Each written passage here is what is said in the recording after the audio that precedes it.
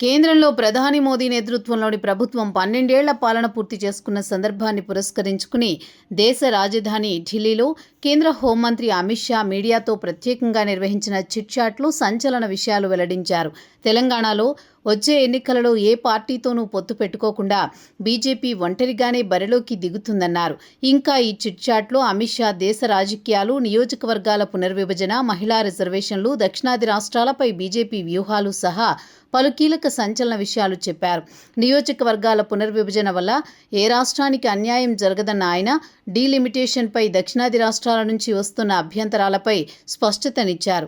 ప్రస్తుతం లోక్సభలో ఆయా రాష్ట్రాలకున్న నిష్పత్తి ఏమాత్రం దెబ్బతీయకుండా అన్ని రాష్ట్రాల్లోనూ సమానంగా 50% సీట్లు పెరిగేలా బిల్లులో పొందుపరిచినట్లు ఆయన వెల్లడించారు.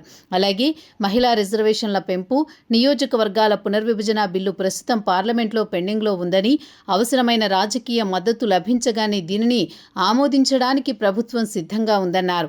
ఈ పునర్విభజన ప్రక్రియ వల్ల ఏ ఒక్క రాష్ట్రానికి గాని ఎవరికీ గాని ఎలాంటి అన్యాయం జరగదని పునరుద్ఘాటించారు. డీలిమిటేషన్ బిల్లుపై తెలంగాణ ముఖ్యమంత్రి రేవంత్ రెడ్డి చేస్తున్న విమర్శలను అమిత్ షా కొట్టిపారేశారు.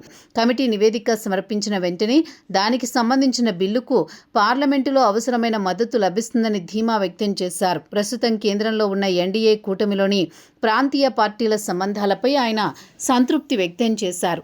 జేడీయూ, టీడీపీ, శివసేన సహా కూటమిలో ఉన్న భాగస్వామ్య పక్షాలన్నీ పూర్తి సంతృప్తితో ఉన్నాయని, తమ వల్ల ఏ ప్రాంతీయ పార్టీకి ఎలాంటి ఇబ్బంది లేదని అమిత్ షా చెప్పారు. అక్కడితో ఆగకుండా భవిష్యత్తులో కొత్తగా మరే ఇతర ప్రాంతీయ పార్టీని ఎన్డీఏ కూటమిలో చేర్చుకునే ఉద్దేశం లేదని స్పష్టం చేశారు.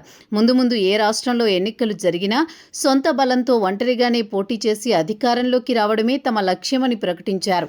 దక్షిణాది రాష్ట్రాలలో తెలంగాణపై తాము ప్రత్యేక దృష్టి సారించామన్న అమిత్ షా వచ్చే ఎన్నికల్లో తెలంగాణలో ఏ పార్టీతోనూ బీజేపీ పొత్తు పెట్టుకోదని, ఒంటరిగానే బరిలోకి దిగుతుందని కుండబద్దలు కొట్టారు. అలాగే పంజాబ్లో సైతం శిరోమణి అకాలీదళ్ సహా ఏ ఇతర పార్టీతోనూ పొత్తు ఉండదని, అక్కడ ఒంటరిగా పోటీ చేసి సింగిల్ లార్జెస్ట్ పార్టీగా అవతరిస్తామని అన్నారు.